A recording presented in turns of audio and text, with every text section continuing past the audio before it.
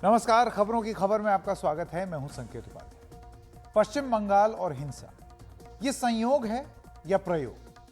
ये सवाल सामने आते रहे, पहली बार नहीं आए, लेकिन हम इसका जवाब तो नहीं जानते।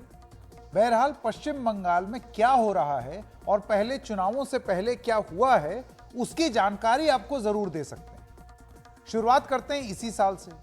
रामनवमी पर कई जगहों पर हिंसा हुई। एक दिन बाद ज्यादातर जगह शांति है, लेकिन पश्चिम बंगाल में हिंसा नहीं रुकी। गुरुवार को रामनवमी के जुलूस के दौरान हिंसा, पथराव और आगजनी हुई। कई गाड़ियों को आग लगा दिया गया, आग के हवाले कर दिया गया। एक पुलिस वैन के साथ कई गाड़ियों में तोड़फोड़ हुई थी। ये तमाम तस्वीरें सामने आई। इलाके में भारी पुलिस बल की तैनाती कर दी गई। राइट कंट्रोल फोर्स को भी तैनात किया गया। पुलिस ने 36 लोगों को इस मामले में गिरफ्तार कर लिया। धारा 144 लगा दी गई। यह उम्मीद की जा रही थी कि हालात सुधरेंगे, लेकिन यह उम्मीद गलत साबित हुई। आज फिर हावड़ा में हिंसा हुई। यहां के शिवपुर में पथराव और आगजनी की घटना फिर से हुई। पथराव की घटनाएं हुई। हालात को सुधारने के लिए पुलिस बल और बढ़ा दी गई। पुलिस ने फ्लैग मार्च किया। सड़कों पर पुलिस का पहरा है और जो लोग बाहर निकल आए थे उन्हें वापस घरों में जाने के लिए कहा जा रहा है। यानी 2 दिन लगातार पश्चिम बंगाल के हावड़ा में हिंसा हुई। पश्चिम बंगाल इस हिंसा को लेकर सियासत भी कर रहा है। यहां सियासत भी शुरू हो गई है, राजनीति शुरू हो गई है। आप समझिए कि इधर एक बयान, उधर एक बयान, यहां प्रेस कॉन्फ्रेंस, वहां प्रेस कॉन्फ्रेंस, इस प्रेस कॉन्फ्रेंस में वीडियो, उस प्रेस कॉन्फ्रेंस में वीडियो, यहां एक दस्तावेज, उधर एक दस्तावेज, एक दूसरे के खिलाफ बयानबाजी शुरू हो गई। ममता बनर्जी बीजेपी पर आक्रामक हैं और बीजेपी भी ममता बनर्जी पर जमकर हमले बोल रही है। ममता बनर्जी ने सख्त कार्रवाई की चेतावनी कल ही दे दी थी, लेकिन बावजूद इसके आज हिंसा हुई। यानी कि कानून व्यवस्था जिसकी जिम्मेदारी है, वो कानून व्यवस्था को ठीक से काबू में कंट्रोल नहीं कर पाई। ये चीज साफ साफ बोलनी जरूरी है, क्योंकि कानून व्यवस्था अगर दिल्ली में खराब होगी तो दिल्ली पुलिस यानी कि केंद्र सरकार का गृह मंत्रालय जिम्मेदार।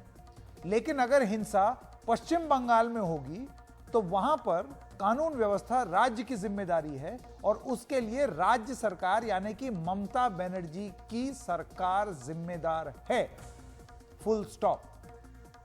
ममता बनर्जी ने एक निजी चैनल से बातचीत में यह कहा है कि हावड़ा की घटना दुर्भाग्यपूर्ण है। हावड़ा में हुई हिंसा के पीछे ना तो हिंदू थे और ना ही मुसलमान। भारतीय जनता पार्टी, बजरंग दल और ऐसे संगठनों के साथ हिंसा में शामिल थी। उन्होंने कहा कि राज्य सरकार उन सभी की मदद करेगी जिनकी संपत्तियों को झड़पों में नुकसान पहुंचाया गया है। यह उन्होंने बयान दे दिया और इस बयान से ऐसे लगता है कि उन्होंने एकदम एक तरफा बात की है या एक पक्ष रखने की कोशिश की है। जांच अभी चल ही रही है और यह बयान पहले आ गया।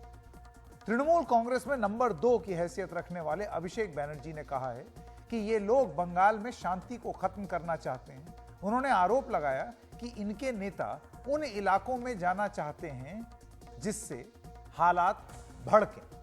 बीजेपी लगातार हमलावर है और उनका साफ कहना है कि बंगाल में लोग डरे हुए हैं। पश्चिम बंगाल में नेता विपक्ष शुभेंदु अधिकारी ने हावड़ा का दौरा किया है और वो बंगाल सरकार पर जमकर बोले। शुभेंदु अधिकारी ने क्या कहा, आइए आपको वो बताते हैं और उसके बाद ये भी बताएंगे कि अभिषेक बैनर्जी ने क्या बोला। तो टीएमसी और बीजेपी दोनों एक दूसरे के ऊपर हमला हुआ। बंगाल का माइनॉरिटी वोट ने ममता जी से खिंचक रहा था। अभी जो कर रहा है आपने जो वोट बैंक, वो वोट बैंक को ठीक रखने के लिए हमारी जो पीसफुल जनता है उसके ऊपर ये क्षति ला रहा है। इसको सहन नहीं किया जाएगा। Only to save her vote bank she is doing this type of unethical unhealthy job in West Bengal. 2 दिन पहले देश का गृह मंत्री अमित शाह के साथ जाके मिलके आए और 2 दिन बाद 27 तारीख को वो गए गृह मंत्री अमित शाह से मिलने। आधा घंटा का बैठक हुआ और वहां से निकल के अगला दिन कलकत्ता आए और उसका अगला दिन कलकत्ता में एक जगह है श्याम बाजार, वहां पे बैठक करके मीटिंग करके वो पब्लिकली मीडिया के सामने बोल रहा है कल टीवी में नजर रखना। और कल क्या होता है? कल दंगे शुरू हो जाता है। तो मैं सबको कहना चाहता हूं, आप क्रोनोलॉजी समझ लीजिए कि पहले ये जाते हैं, अमित शाह से मिलते हैं, फिर बंगाल में वापस आता है, बीजेपी का स्टेज में जाके मीटिंग करता है और बोलता है टीवी में नजर रखना, और अगला दिन दंगे होता है। तो कौन जिम्मेदार है इसके लिए? किसका कहने पे हुआ है? इसके लिए कौन जिम्मेदार है? और हर बार रामनवमी को क्यों? इतने फेस्टिवल्स होता है देश में।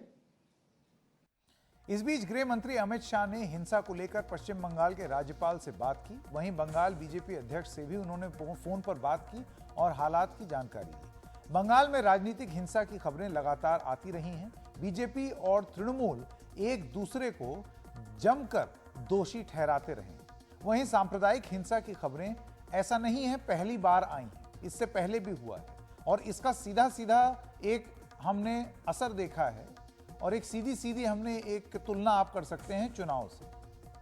2018 में आसनसोल और रानीगंज में सांप्रदायिक हिंसा हुई।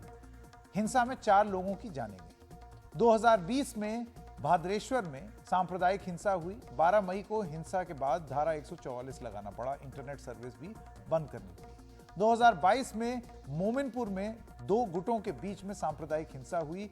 मयूरभंज में कई जगहों पर कई घरों में लूट हुई, कारों को नुकसान पहुंचाया गया। जुलाई 2022 में लोकसभा में सरकार ने जवाब दिया कि सांप्रदायिक हिंसा के कितने मामले हैं। तो 2018 में 6 केस थे, 2019 में 4 केस दर्ज हुए और 2020 में 1 भी केस दर्ज नहीं किए गए।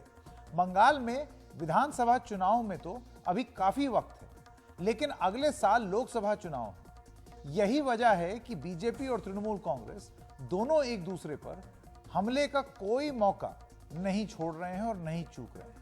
इसी वजह से अगर आप क्रोनोलॉजी समझें तो आप खुद सोच लीजिए कि ये जो राजनीति है, नफरत की राजनीति, कि जांच खत्म होने से पहले किसी को दोषी ठहरा देना, और वहां दूसरी तरफ ये बात हम कर रहे हैं तृणमूल कांग्रेस की, आप देखें उनके बयान में वो किस तरीके से बोल रहे हैं, और वहीं दूसरी तरफ भारतीय जनता पार्टी जो कि तुरंत हमलावर हो जा रही है और तुरंत तृणमूल कांग्रेस को जिम्मेदार ठहरा रही है, जबकि अभी पुलिस की जांच चल रही है।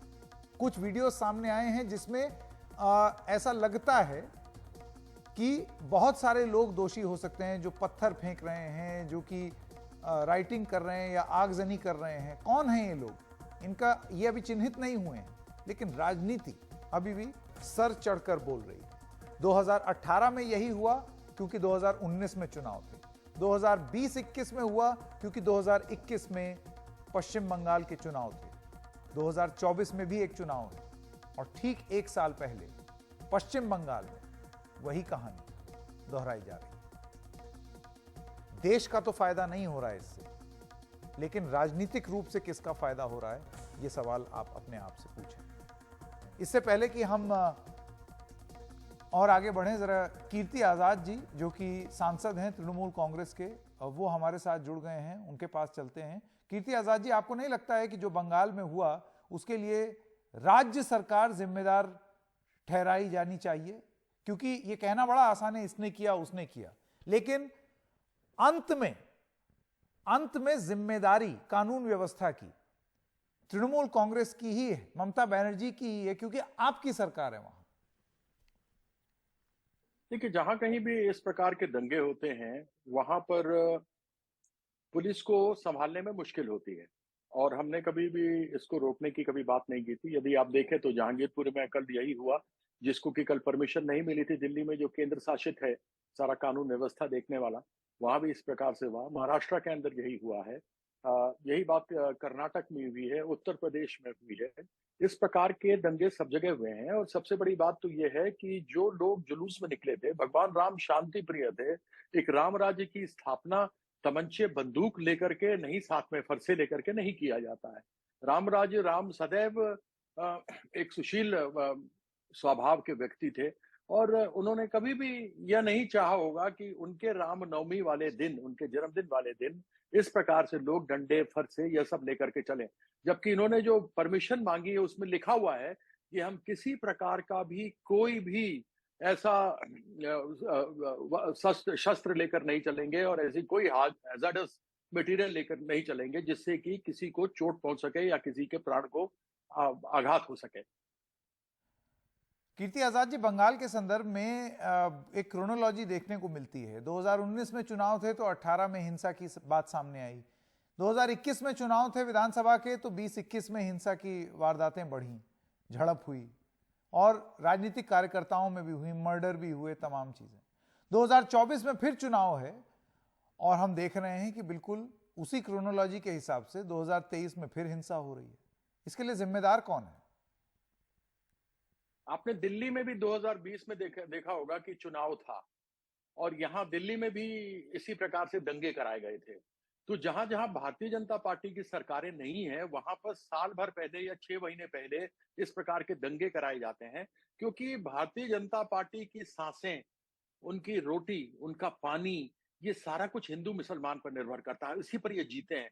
क्योंकि इनसे यदि आप कभी पूछिए, और टेलीविजन पे ये डिस्कशन होता भी नहीं है कि इतनी महंगाई क्यों है, इतनी बेरोजगारी क्यों है, जो कमेटी एमएसपी किसानों के लिए बनी थी वह अभी तक उसके ऊपर क्यों नहीं इनका निर्धारण किया गया है। ऐसी बहुत सारी चीजें हैं, नोटबंदी है, इन सब चीजों पर चर्चा न हो इसलिए कभी दंगे कराए जाते हैं, कभी राम के नाम पर कुछ किया जाता है और राम को देखा जाए तो ये लोग बदनाम करते हैं।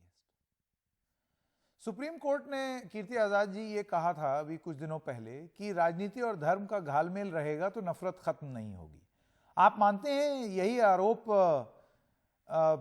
बीजेपी जो है वो आप पर लगाती है और आप बीजेपी पर लगाते हैं? मैं पूरी तरीके से सहमत हूं और भारतीय जनता पार्टी का केवल राजनीति धर्म पर आधारित है। इसके अलावा कोई चीज बताएं ना जो उन्होंने आज तक ऐसा किया हो जिसके ऊपर उनको हम शाबाशी दे सकें।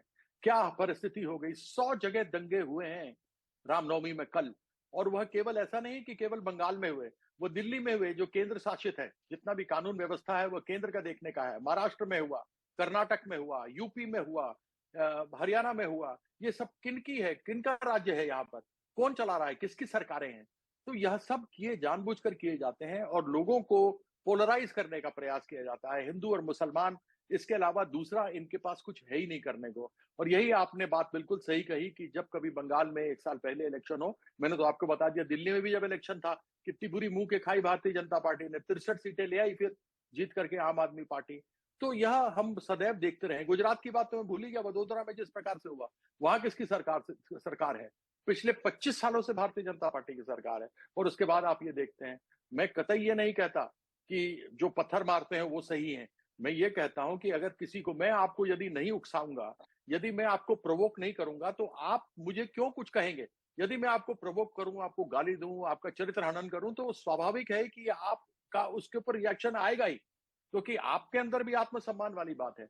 और यह सदैव प्रयास किया जाता है, जोर जोर से जाके दूसरे धार्मिक स्थानों के सामने जाकर जोर जोर से डीजे बजाना, तलवारें ले लेना, बंदूकें, कट्टे, देसी कट्टे निकाल लेना और उसके बाद लोगों को उकसाना। तो यह चीज उचित नहीं है। भगवान राम ये कभी नहीं चाहते थे। कीर्ति आजाद जी, आपका बहुत बहुत धन्यवाद। मैं अब शत्रुपा जी के पास जाना चाहता हूं, प्रवक्ता हैं भारतीय जनता पार्टी की। शत्रुपा जी, आपने कीर्ति आजाद जी का बयान सुना, अभी जो वो बोल रहे थे, उनका यह कहना है कि बीजेपी इसके लिए मुख्य रूप से जिम्मेदार है। इस पर पहली प्रतिक्रिया आपकी। संकेत जी, ये नेचुरल है कि तृणमूल बीजेपी के ऊपर ही दोष देंगे, क्योंकि दिस इज वन पार्टी जो कभी भी इंट्रोस्पेक्शन नहीं करता है, वो बहुत आसानी से दूसरे के ऊपर दोष देता है। और संकेत जी, मैं आपको धन्यवाद देना चाहूंगी कि आपने इतना अच्छा डेटा एनालिसिस किया। मुझे डेटा वाइज ज्यादा कुछ बोलना नहीं है, सिर्फ आपको मैं याद दिला दूं कि अगला साल तो लोकसभा है, लेकिन इसी साल शायद महीने भर या 2 महीने में हमारा पंचायत इलेक्शन होने वाला है। तो आपका जो एनालॉजी है, जो इलेक्शन के पहले यहाँ पे ये सब होता है, वो एकदम सही है। लेकिन उसके सिर्फ मैं एक ऐड करना चाहती हूँ कि अभी फिलहाल हम इलेक्शन में जाने वाले हैं, क्योंकि पंचायत इलेक्शन। पर शत्रुपा जी देखिए, बिल्कुल इसी डेटा को इस्तेमाल करते हुए तृणमूल कांग्रेस भी यही सवाल कह रही है। उनका ये कहना है जब जब चुनाव आता है तब तक भारतीय जनता पार्टी और उनकी जो और संस्थाएं हैं वो जानबूझ के हिंसा भड़काती हैं, चुनावी फायदा ताकि उनको पहुंचे। अभी कीर्ति आजाद कह रहे थे जबरदस्ती उकसाना लोगों को। संकेत जी, मैं थोड़ा आपको याद दिला दूं, आपने जितना अच्छा से डेटा सामने लाए हैं कि मैं पिछले सब कुछ अगर इग्नोर भी करूं, इस साल रामनवमी के दिन शायद वीएचपी, बजरंग दल, आरएसएस का बहुत सारे अदर यूनिट्स के द्वारा शायद 100 जुलूस निकले हैं सारा के सारा वेस्ट बंगाल में। लेकिन पिछले साल भी और यही साल में भी एक ही जगह पे आके ऐसा राइट सिचुएशन होता क्यों है? और अगर पिछले साल हुआ है, परसों माननीय मुख्यमंत्री ने ऐसा कहा है स्टेज से कि जब आप लोग रामनवमी का जुलूस निकलवाएंगे, मैं आपको वार्निंग देती हूँ कि आप मुसलमान इलाके में मत जाइए। उन लोगों का अभी रमजान चल रहा है, रोजा महीना है, वो लोग कुछ नहीं करेंगे, आप उन लोगों को उत्साहिए नहीं। ये सब बोलने का तो जरूरी नहीं है ना। आप अगर chief minister of the state हो, आपको तो पूरा everybody needs to be equal in your eyes. लेकिन इन्होंने बार बार ऐसे कम्युनिटी को fans this appeasement all the time. तो ये नेचुरल है कि वो लोग तो एकदम उत्सुक होकर रहता है कि पास से जाएगा और यही जगह में हम लोग अटैक करेंगे। जो वीडियोस आए हैं कल का और आज शायद 3 या 4 बजे तक मेन रोड पे, और अभी कल जो रामनवमी था मेन रोड में हुआ, ये लोग बोल रहा है कि वीएचपी के तरफ से, विश्व हिंदू परिषद की तरफ से रूट दिया गया था, पुलिस परमिशन मांगा गया था, पुलिस का कोऑपरेशन मांगा गया था। लेकिन यही है कोऑपरेशन कि पास में पुलिस खड़ा है, लेकिन आपके वीडियो के अनुसार डंडा मार रहा है गाड़ी को, दुकान को। अभी तो 3 बजे तक एकदम शिवपुर के लेन एक शत्रुपा जी, मेरा आखिरी सवाल, तृणमूल कांग्रेस ने कुछ वीडियो भी जारी किए हैं, वो वीडियो जरा यहाँ पर स्क्रीन पर एक बार दिखा भी दें, जिसमें कुछ लोग दिखाई दे रहे हैं जो कि बंदूक लेकर के, ये तस्वीर तृणमूल कांग्रेस ने जारी की है, हम इसकी आधिकारिक रूप पर पुष्टि नहीं कर सकते, लेकिन अगर आप ये वीडियो देख सकें, इसमें दिखाया जा रहा है कि एक आदमी एक बंदूक लेकर के खड़ा हुआ है और ऐसा बताया जा रहा है तृणमूल कांग्रेस द्वारा कि ये उसी शोभा यात्रा का हिस्सा था। क्या कहेंगे आप? देखिए, तृणमूल का द्वारा वीडियो जो आया है उससे मैं कमेंट नहीं कर सकूंगी, लेकिन ये बंदूक अगर है तो इसको अरेस्ट कीजिए। मुझे ये नहीं कहना है कि हिंदू है, मुसलमान है, जो दंगाकारी है उनको जरूर अरेस्ट करना चाहिए। लेकिन आपको ये पता होगा कि 36 people have already been arrested. All those 36 people were part of the Ram Navami जुलूस। तो वो लोग क्या अपने आप पर पत्थर फेंकेंगे? अगर इसको अरेस्ट कीजिए, अगर मुझे नहीं पता ये कौन है, अगर पुलिस को लगता है कि he was inciting violence, I don't even know, it looks like a toy gun to me, but whatever kind of gun it may be, अगर इनको अरेस्ट करना है कीजिए, लेकिन इसके साथ स्टोन पेल्टर्स को भी अरेस्ट कीजिए। और जो लोग ये ऐसा कर रहा है, दंगाबाजी कर रहा है, आग जला रहा है, पीट रहा है, लाठी चार्ज कर रहा है, एक डोमिनोज का दुकान पे, 2 बाइक पे, और आज जो हुआ है वो वीडियो भी शायद आपके पास आया होगा कि टाइम्स नाउ या दूसरे कोई चैनल्स का वीडियो जर्नलिस्ट को पीटा गया है। ये कौन सा? जी बिल्कुल, एक खबर आई है कि पत्रकार कुंदन सिंह वो चोटिल हुए हैं, ये बिल्कुल खबर आई है और ये बहुत ही निंदनीय है। 2 चैनल का वीडियो जर्नलिस्ट को अटैक किया है, और टाइम्स नाउ का जो कुंदन सिंह जो है, टाइम्स नाउ का है, वो एकदम कैमरा में शॉट है, कौन उसके ऊपर अटैक कर रहा है। नहीं, तो चैनल जरूरी नहीं है, लेकिन हाँ, कोई भी हो, कोई भी पत्रकार हो, चाहे किसी बड़े चैनल का हो, छोटे चैनल का हो, अगर वो कवर कर रहे हैं तो ये मतलब नहीं है कि उन पर आप हिंसा। और इसीलिए बार बार हम यहां पर दोहरा रहे हैं, शत्रुपा जी आपका बहुत बहुत धन्यवाद। कानून व्यवस्था राज्य सरकार की जिम्मेदारी थी, तो सवाल राज्य सरकार से ही पूछे जाएंगे। चलिए आगे बात करते हैं। सिर्फ पश्चिम बंगाल में ही हिंसा नहीं हुई, बिहार के सासाराम में भी शुक्रवार को 2 गुटों के बीच झड़प हो गई, जिससे शहर में माहौल बिगड़ गया। दरअसल रामनवमी की शोभा यात्रा के दौरान ही दोनों गुटों में तनाव बना हुआ है। दोपहर होते होते दोनों गुटों की तरफ से पत्थरबाजी शुरू हो गई। इस पत्थरबाजी में एक पुलिस वाला और एक अन्य व्यक्ति घायल हुआ है। 2 अप्रैल को केंद्रीय गृह मंत्री अमित शाह सासाराम आ रहे हैं। वो यहां सम्राट अशोक की जयंती समारोह में शामिल होंगे। इसको लेकर प्रशासन सतर्क है। सम्राट अशोक को लेकर के भी राजनीति बिहार में तेज है। सतर्कता की वजह से शहर में धारा 144 लगा दी गई। उसी के साथ साथ बिहार के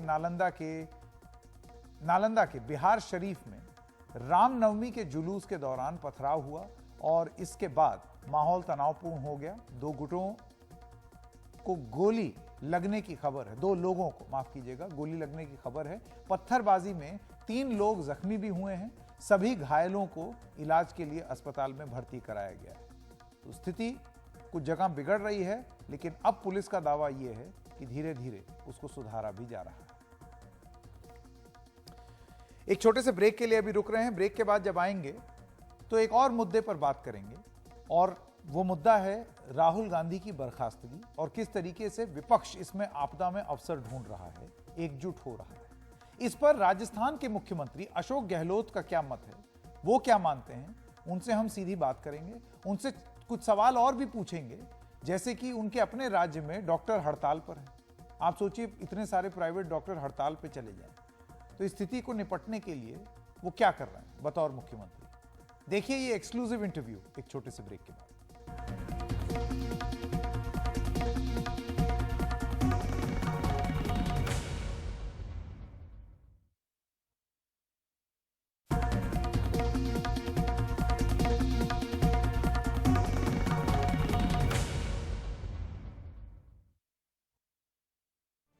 राजस्थान के चीफ मिनिस्टर अशोक गहलोत अब हमारे साथ हैं। गहलोत साहब, एनडीटीवी में आपका बहुत बहुत स्वागत। सबसे पहला सवाल जो मैं आपसे ये पूछना चाहता हूं, राहुल गांधी की बर्खास्तगी को लेकर के, जो डिस्क्वालीफाई हुए हैं, उसको लेकर के बीजेपी खासी हमलावर है कांग्रेस पार्टी पे। उनका ये कहना है, सबसे पहला सवाल, अगर वो बर्खास्त हुए हैं तो अदालत क्यों नहीं जाते हैं जल्दी से। दूसरी तरफ हम देख रहे हैं कि कांग्रेस के भी जो विपक्ष में अलग अलग दल थे, जो कांग्रेस के साथ नहीं दिखते थे, वो अब कांग्रेस के साथ दिख रहे हैं। क्या संदेश निकाला जाए या समझा जाए इससे? देखिए, ये तो एक षड्यंत्र के अंतर्गत ही उनको डिस्कशन किया गया है। कोर्ट का तो नाम है, परंतु जब वो भारत जोड़ो यात्रा कामयाब हुई तभी से षड्यंत्र हो गया था। और मैं समझता हूँ कि उसी का फॉलोआउट है कि आप देखिए कि यहाँ तक बात पहुँच गई। वरना कोई कारण नहीं था कि आप उनको कह रहे हो कि अब माफी मांगो, माफी मांगो, माफी मांगो, और हाउस सत्ता पर खुद ही चलने नहीं दे रहा था। ये पहली बार देखा मैंने। और माफी मांगने के बाद तो एक बार हाउस में वो जवाब दे देते, जो उनके खिलाफ में आरोप लगाए गए थे, तो उनका नियमों के अनुसार भी उनका हक बनता था कि वो एक बार जवाब देते हाउस के अंदर, और उसके बाद में फिर कहते नहीं हम आपका जवाब संतुष्ट नहीं, माफी मांगो। वो भी नहीं, आपने उनको बोलने ही अलाउ नहीं किया। ये भी षड्यंत्र था। तो ये पूरी जो घटनाक्रम है, मैं उसको मानता हूं कि राहुल गांधी कोई घबराने वाले नहीं। उन्होंने साफ कहा कि मैं चाहे हाउस में रहूं या नहीं रहूं, मैं देश की आवाज बन के बोलता रहूंगा। रणनीति का मामला हो और चाहे 4 मुद्दे थे, महंगाई, बेरोजगारी, नॉन वायलेंस और अमीर गरीब के बीच में खाई का, ये 5 मुद्दे चलते रहेंगे और कोई रोकने वाला नहीं है। इस पर अशोक जी एक सवाल ये है कि ये फैसला भारतीय जनता पार्टी कहती है उन्होंने थोड़ी लिया है, ये तो अदालती फैसला है और ये प्रक्रिया है कि अगर आप 2 साल से ज्यादा आपका कन्विक्शन होगा तो आप सदस्यता आपकी बर्खास्त हो जाएगी और ऊंची अदालत में आप जाकर के इसको चुनौती भी दे सकते हैं। बीजेपी कहती है वो चुनौती क्यों नहीं दे रहे हैं आप? क्या आप भूनना चाहते हैं इस मुद्दे को? ये भी उनको कष्ट हो रहा है बीजेपी को। ये चिंता तो कांग्रेस को होनी चाहिए, उनकी लीगल टीम को होनी चाहिए कि किस प्रकार से और कब चुनौती देनी है या क्या करना हो, तो वो बताएंगे आपको। तो मेरा मानना है कि जिस प्रकार से ये जो घटनाक्रम है कि किस प्रकार हाईकोर्ट में जाके रोक लगाई गई कि नहीं अभी इसकी सुनवाई मत करो, ये पहली बार हो रहा है कि जो प्रार्थी था जिसने केस दायर किया, FIR लॉन्च कर गई, वही हाईकोर्ट में जाके रोक लगा दी कि नहीं अभी आप इसको सुनवाई मत करो। और जैसे उनको शूट किया, तो शूट क्यों किया, इसकी जांच होनी चाहिए और उसको सुनवाई के लिए केस को वापस विड्रॉ कर लिया अपने आप में। ये बहुत बड़ी घटना है अपने आप के अंदर। अशोक गहलोत जी, आगे क्या? सबसे बड़ी बात यह है, देखिए विपक्षी एकता के लिए कहा जाता है कि कई बार ऐसे प्रयास पहले हुए हैं, हम साथ साथ हैं करके हाथ भी लोगों ने ऊपर किए, लेकिन उसके बाद फिर वो कहीं ए टीम बी टीम के ताने के बीच में विपक्षी एकता दब करके रह गई। ये 2024 तक ये एकता चल पाएगी? देखिए, ये तो शुभ संकेत है कि चलो राहुल गांधी जी के कारण ही सही, कम से कम जो देश में जो हालात बने हुए हैं ना, लोकतंत्र कहाँ रह गया है, संविधान की धज्जियां उड़ रही है और देश की दिशा में जा रहा है, किस दिशा में जाएगा कोई नहीं जानता। पूरे देश का इंटेलेक्चुअल, साहित्यकार, लेखक, पत्रकार मैं बराबर सुनता रहता हूँ और जो प्लेटफॉर्म बने हुए उनको मैं देखता हूँ, तो सब लोग चिंतित थे और बहुत हिम्मत दिखा रहे, वो भी हिम्मत के साथ में वो बहस भी कर रहे हैं। मुझे अच्छा लगता है, कम से कम देश में अभी तक भी लोग ऐसे हैं, आप सबके मीडिया वाले लोग भी हैं, हालांकि आपके लोग मालिक लोग घबराए हुए हैं, उनको ईडी, इनकम टैक्स, सीबीआई का डर लगता है, इसलिए गोदी मीडिया कहलाने की जरूरत क्यों पड़ी। परंतु जो कुछ भी हो रहा है, ये भी एक घटना, 2 साल की सजा जो है आज तक किसी को नहीं मिली। और जहां तक आप अपोजिशन की बात करते हैं, ये तो कभी न कभी होना ही था। चुनाव के पहले पहले जो हालात बन गए हैं, वो तो पब्लिक का दबाव भी सब पे ऐसा पड़ता है, चाहे कांग्रेस हो चाहे कोई हो। अल्टीमेटली पब्लिक इंटरेस्ट के अंदर, देश के हित के अंदर सबको नजदीक आना ही था, आना ही चाहिए। अभी मेरा मानना है कि ये देश हित के अंदर है और जनता का दबाव भी पड़ेगा सब पे कि आप सब आगे भूल जाइएगा, आगे क्या होगा। अभी आप जो लोग सत्ता में बैठे हुए हैं, इनका कोई विश्वास नहीं लोकतंत्र के अंदर, ये फासिस्टी विचारधारा के लोग हैं, इनको हटाना जरूरी है। इसलिए इनको एक होना ही था और अभी होने लगे हैं, बहुत शुभ संकेत है। नहीं, ये जो आपने बात बोली अशोक जी कि देश हित में सब लोग जो हैं वो साथ हो गए और ये होना ही था, लेकिन अक्सर विपक्ष में जो और छोटे दल हैं उनका ये कहना है कि कांग्रेस पार्टी का रवैया दबाव बनाने का रहता है, हमेशा बड़ा बिग ब्रदर बनने का रहता है कि मेरी ही मर्जी चले और मेरा ही तरीका सही विपक्ष में रहने का और मैं ही केंद्र में रहूं। तो आपको लगता है ये अड़चनें आगे नहीं आएंगी? और अगर सबको एक आना चाहिए, उसमें कांग्रेस को भी ये बात समझनी चाहिए।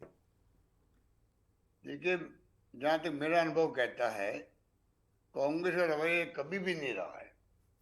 कांग्रेस की तो जो महात्मा गांधी के जमाने में पंडित जवाहरलाल नेहरू, सरदार पटेल, मौलाना अबुल कलाम आजाद के जमाने की जो नीति, सिद्धांत, जो कार्यक्रम है, चाहे वो लोकतंत्र, समाजवाद या धर्मनिरपेक्षता की बात हो और चाहे अम्बेडकर साहब के संविधान की बात हो, उस पर चलती आई है।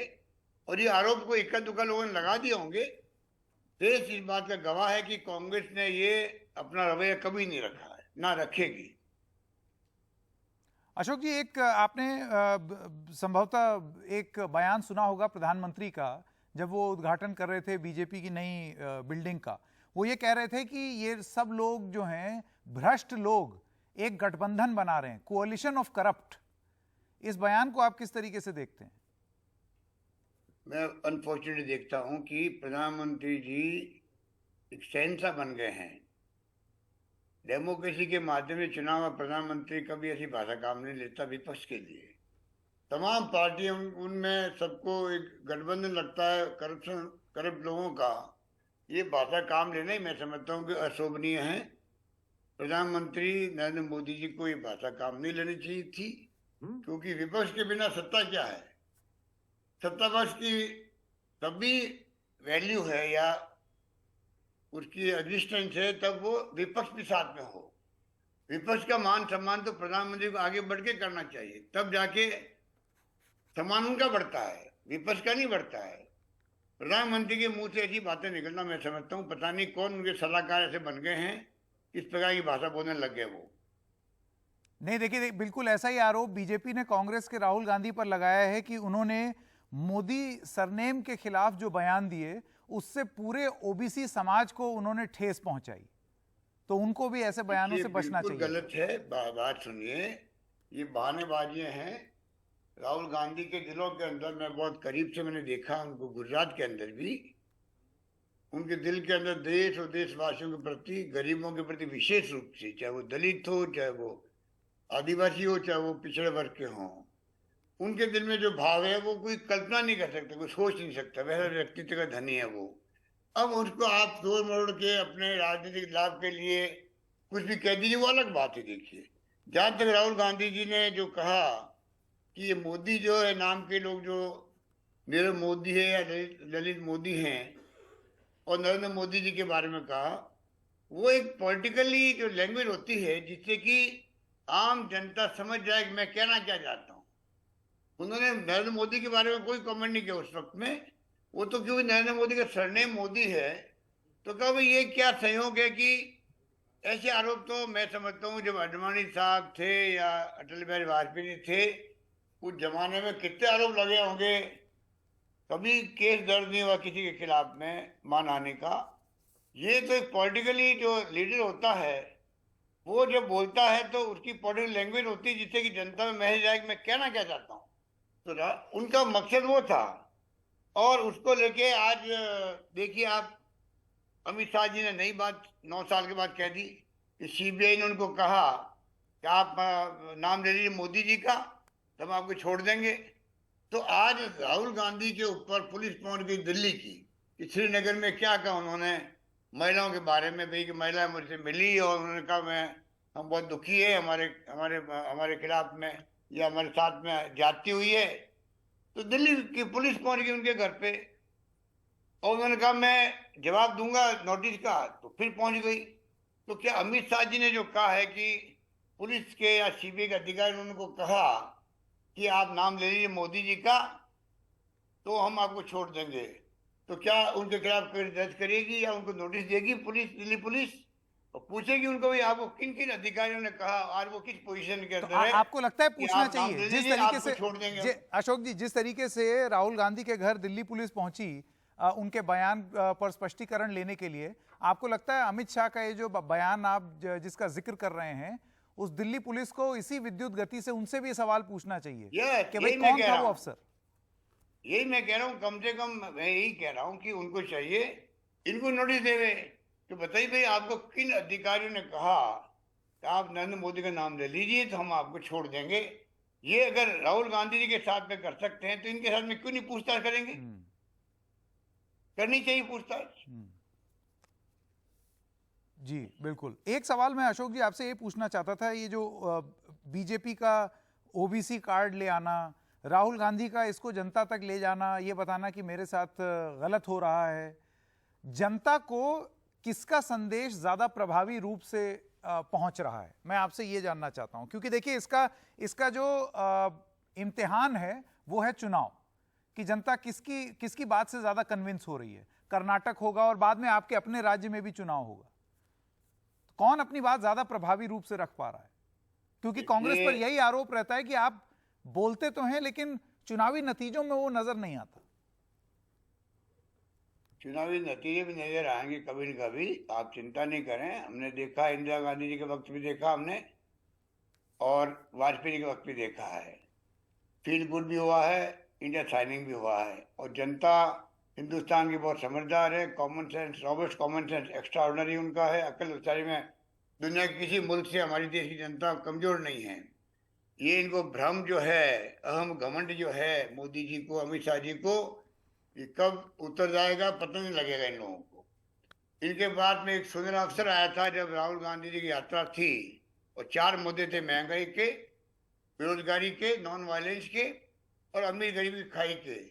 उस वक्त प्रधानमंत्री जी को सोचना चाहिए था कि विपक्ष का नेता जो कांग्रेस अध्यक्ष साहब बोल रहा है, तो इसमें इसके ऊपर कार्रवाई करूं, कोशिश करूं मैं महंगाई कम कैसे कर सकता हूं, बेरोजगारी कम कैसे मैं कर सकता हूं, नॉन वायलेंस होना जरूरी है क्योंकि तनाव बहुत भयंकर हो गया देश के अंदर। आज पत्रकार, आपके साहित्यकार लेके जेलों में बंद है, 1-1 साल तक बंद रहते हैं, 1.5 साल बाद निकलते हैं जेलों से। ऐसे हालात में उनकी ड्यूटी बनती थी कि वो कैसे माहौल ठीक करने का प्रयास करे। वो उनके लिए गोल्डन अपॉर्चुनिटी थी जो राहुल गांधी जी ने उनको दी थी, उसकी उन्होंने परवाह नहीं करी। वही अहम घमंड में रहे, और पुलिस भेज दी उनके घर पे, ऊपर से राहुल जी के पुलिस भेज दी गई।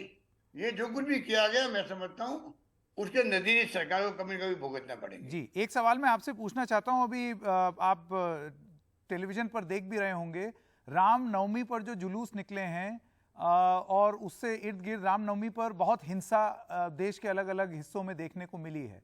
सुप्रीम कोर्ट ने अभी कुछ ही दिन पहले एक टिप्पणी की जिसमें यह बोला कि जब तक राजनीति और धर्म का घालमेल दूर नहीं होगा तब तक नफरत दूर नहीं होगी और हेट स्पीच दूर नहीं होगी। तो जो रामनवमी में हमने हिंसा देखी है उसको आप किस तरीके से देखते हैं सुप्रीम कोर्ट के इस टिप्पणी के मद्देनजर? देखिए, सुप्रीम कोर्ट का मैं समझता हूँ स्वागत करना चाहिए कि उनका तीसरी बार उन्होंने कमेंट किया ये पिछले 2-3 महीनों के अंदर, और वो कमेंट बहुत सटीक कमेंट था। और प्रधानमंत्री मोदी जी मैं अपेक्षा करता था कि वो इसको संज्ञान लेंगे, क्योंकि जब सरकार वो आए थे उस वक्त में मॉब लिंचिंग हुई थी, राजस्थान के अंदर भी हुई थी। तब उन्होंने पहली बार कहा था कि ये जो मॉब लिंचिंग करने वाले एंटी सोशल एलिमेंट है उसका बहुत बड़ा असर पड़ा था। लोगों ने स्वागत भी किया उनके स्टेटमेंट का। उसके बाद में पता नहीं किनका दबाव उनके ऊपर पड़ा है कि उसके बाद में वो कभी नाम नहीं ले रहे उसका, इन बातों का। और आप बताइए कि जो शासन कर रहे जिस पार्टी की, उसकी जिम्मेवारी बनती है कैसे देश में शांति, प्यार, मोहब्बत रहे, आपस के अंदर भाईचारा रहे, सभी धर्मों के बीच में, सभी जातियों के बीच में। अब आप मुझे बताइए, जो अमृतपाल सिंह है, जो नाम है उसका पंजाब का, उसकी हिम्मत देखिए आप। पहली बार मैं सुन रहा हूँ किसी के मुंह से कि जब ये हिंदू राष्ट्र की बात कर सकते हैं तो मैं खालिस्तान की बात क्यों नहीं कर सकता हूँ। अगर ये रवैया रहा देश के अंदर तो फिर दक्षिण के राज्य भी 50 साल पहले बोल चुके हैं, कई तरह के अलग होने की बात कर चुके थे। तो ये कहाँ रुकेगा? ये जो ऐसी भावनाएं है, आज तक देश एक रहा, अखंड रहा। चाहे इंदिरा गांधी की हत्या हो गई, उन्होंने अपनी जान दे दी, पर देश को एक रखा, अखंड रखा, खालिस्तान ने बनने दिया। राजीव गांधी शहीद हो गए इस उपमहाद्वीप में शांति स्थापित करते करते। तो आज मुल्क एक रहे, अखंड रहे, ये जिम्मेवारी सबसे ज्यादा किसकी है? नरेंद्र मोदी जी की है। पर अशोक जी, जैसे आप अमृतपाल की आपने बात की, अमृतपाल तो भागा भागा फिर रहा है, उसको पुलिस पकड़ने की भी कोशिश कर रही है। अब वो इस तरीके के जज्बात खड़े करने की कोशिश कर रहा है, लेकिन आपको नहीं लगता कि प्रशासन अपना काम कर रहा है उस पर? भागा भागा फिरना उसको तो मैं समझता हूँ कि वहाँ की सरकार जो है वो जिम्मेवारी बनती थी कि वो समय रहते हुए कार्रवाई करती। वो जो खेल चल रहा है, कभी पकड़े गए, कभी कोई कहते कि नहीं अभी डिक्लेयर नहीं किया है तो पकड़े गए, अरेस्ट हो चुके हैं, कभी कहते वो तो भाग गए हैं हरियाणा के अंदर या दिल्ली के अंदर या और कहीं पर। ये तमाशा हो रहा पूरा। इसको मैं आज भी कहना चाहूंगा आपके माध्यम से और आपके मीडिया के माध्यम से, एनडीटीवी के माध्यम से, भारत सरकार को भी और पंजाब सरकार को भी बहुत गंभीरता से लेना चाहिए इसको, वरना नुकसान हो जाएगा आने वाले वक्त। नहीं, ये अभी थोड़ी देर पहले अशोक जी आपने ये जो बात बोली कि एक कह रहा है कि जिस तरीके से हिंदू राष्ट्र हो रहा है वैसे ही खालिस्तान की बात, ऐसे और लोग भी बोल सकते हैं। ये जो सेंटिमेंट जो लोग बोल रहे हैं, इस सेंटिमेंट को सुधारने की जिम्मेदारी किसकी? इसको कौन रोकेगा? सबसे बड़ी जिम्मेदारी तो है कि मैंने कहा ना आपको, पहली बात तो है कि खुद सुधरे। सत्ता में जो बैठे हुए लोग हैं, बीजेपी है या आरएसएस के लोग हैं, पहले अपना को सुधारे, हिंदू राष्ट्र की बात करना छोड़े। ये मुल्क जो है पूरी दुनिया के अंदर इसका सम्मान होता है, तो इसलिए होता है हिंदुस्तान गांधी का देश है, नंबर 1। हिंदुस्तान सबसे बड़े लोकतांत्रिक मुल्क है, नंबर 2। और हिंदुस्तान जो है सबको साथ लेके चलता है। तो आपका ये मानना है कि अगर हिंदू राष्ट्र की बात हो रही है, इसी वजह से लोग खालिस्तान की बात कर रहे हैं या अलगाववाद की बात कर रहे हैं? मैं ही कह रहा हूं कि दुनिया के मुल्कों में सम्मान इसलिए कि ये मुल्क जो है धर्मनिरपेक्ष है, इसलिए हिंदुस्तान का मान सम्मान होता है। यहाँ पर जब से ये हिंदू राष्ट्र की बात करने लगे हैं और लोगों का आतंक का एक समय आते आते आरएसएस और बीजेपी मिलकर के हिंदू राष्ट्र की बात आगे बढ़ाएंगे, ये माहौल बनना ही खतरनाक है। उसके लिए आप देखिए फॉलोआउट के रूप में अमरपाल सिंह ने जो ये बात कही है, हिंदू राष्ट्र की बात हो सकती है, खालिस्तान की बात क्यों नहीं हो सकती? पहली बार उठी इस प्रकार की बात। भिंडरा वाले भी थे, ये बात उन्होंने कभी नहीं कही होगी। तो ये जो स्थिति बनी है देश के अंदर, ये बहुत खतरनाक स्थिति बनती जा रही है और सबसे बड़ी जिम्मेदारी नरेंद्र मोदी जी की बनती है किस प्रकार से इन स्थितियों को ठीक करे और कंट्रोल में रखें। मेरा आखिरी सवाल आपसे अशोक गहलोत जी, एक आपके राज्य से जुड़ा हुआ मसला है जिसको यहाँ पर एनडीटीवी में हमने रिपोर्ट भी किया। एक बहुत ही विचित्र सी स्थिति है जो मेडिकल इमरजेंसी हो गई है, जहाँ पर बहुत सारे private doctors, private hospitals, private clinics हड़ताल पर चले गए। उन्होंने स्वास्थ्य व्यवस्था ठप कर दी, ये बोल के कि आपने जबरन एक राइट टू हेल्थ कानून ले आए आप, जिससे आप अपना काम उनके ऊपर मढ़ रहे हैं, थोप रहे हैं, और जो राज्य के अस्पताल हैं उन पर ज्यादा बोझ पड़ रहा है। इस पर आप क्या कहना चाहेंगे? देखिए, ये राइट टू हेल्थ हमारे मैनिफेस्टो में था, इनको मालूम है। अभी जब असेंबली में प्रस्तुत हुआ, इनकी रिक्वेस्ट पे हमने सेनेट कमेटी में दिया उसको। उसके बाद में डॉक्टरों की टीम के साथ बैठ करके चर्चा करके जो सुझाव दिए गए थे वो तमाम सुझाव सरकार ने स्वीकार किए। उसके बाद पुणे पेश हुआ असेंबली के अंदर और सब पक्ष विपक्ष ने पास किया इसको। अचानक ही 3-4 जो लोग थे, डॉक्टर लोग, जो विचारधारा से हो सकता अलग हों, और ये चुनावी साल भी है। इन जो टीम आई थी, ऑल इंडिया की टीम आई थी इनके एसोसिएशन की, यहाँ आए, हमारे लोगों से नहीं मिले, वादा करके भी, और राज्यपाल महोदय से मिलके वापस चले गए। मेरा मानना है उन्होंने भड़का के चले गए होंगे वो। ये दुखद बात है कि आज प्राइवेट सेक्टर को हम पूरा प्रोत्साहन दे रहे हैं। आज 25 लाख का बीमा हमने किया है जो हिंदुस्तान में कहीं पे भी नहीं है, चिरंजीवी योजना के नाम से। 10 लाख का दुर्घटना बीमा उसी के अंदर है जो भी कहीं नहीं है हिंदुस्तान के अंदर। शानदार हमारे यहाँ पर मेडिकल फैसिलिटी क्रिएट हुई है कोरोना के अंदर, और एक्स्ट्रा ऑर्डिनरी काम हुआ है। नंबर 1 थे हम लोग। हमारे भीलवाड़ा मॉडल का नाम दुनिया में WHO तक गया। ऐसे वक्त में मैंने इनसे बार बार अपील की है कि आपको जब नियम कानून बनाएंगे, कायदे बनाएंगे इसके एक्ट के, उस वक्त छोटी मोटी आपकी और कोई समस्या हुई तो हल कर देंगे। पर अशोक जी, समझते हुए समझना नहीं चाहते हैं। क्या आप ये कह रहे हैं कि ये राजनीति से प्रेरित हैं, ये जो धरना प्रदर्शन हो रहा है, हड़ताल हो रही है? इनके देखिए, सब डॉक्टर होते नहीं उसके अंदर, पर क्योंकि आप उनको गद्दार कहो, जिन्होंने सरकार से बातचीत करी, उन लोगों को अगर आप गद्दार करने लग जाओगे तो आप जानते हो कि गलतफहमी पैदा कर दी गई कि आई का हॉस्पिटल है, इमरजेंसी के नाम पे वो हार्ट का ऑपरेशन करा जाए, कैसे करेगा ऑपरेशन? क्या हम जानते नहीं इस बात को कि हार्ट वाला हार्ट में जाएगा, आई वाला आई में जाएगा? इस प्रकार की गलतफहमी पैदा कर दी पब्लिक के अंदर, करना चाहते हैं लोग। डॉक्टरों के अंदर कर दी गलतफहमी, पता नहीं लागू होते ही आपके ऊपर क्या क्या बीतेगी। जबकि मैंने क्लियर किया है, अपील जारी करी है, विज्ञापन दिए समझाने के लिए, समझ भी रहे हैं। आधे से अधिक लोग कल हॉस्पिटल ज्वाइन भी किए वापस, और कुछ लोग हैं जो कि हठधर्मिता अपनाए हुए हैं। मैं उनसे बार बार अपील करता हूँ कि पब्लिक इंटरेस्ट के अंदर आपको लोग भगवान मानते हैं, इसलिए मानते हैं क्या कि आप उनकी जान ले लो। मेरा लेकिन आखिरी सवाल है अशोक जी, क्या ये राइट टू हेल्थ उनका ये मांग है कि ये आप ये वाला राइट टू हेल्थ वापस लीजिए? तो मैं आपसे जानना चाहता हूं, क्या आप अपना ये कानून वापस लेंगे? वापस क्यों लेंगे हम लोग? ये तो पब्लिक इंटरेस्ट के अंदर पब्लिक तो वेलकम कर रही है।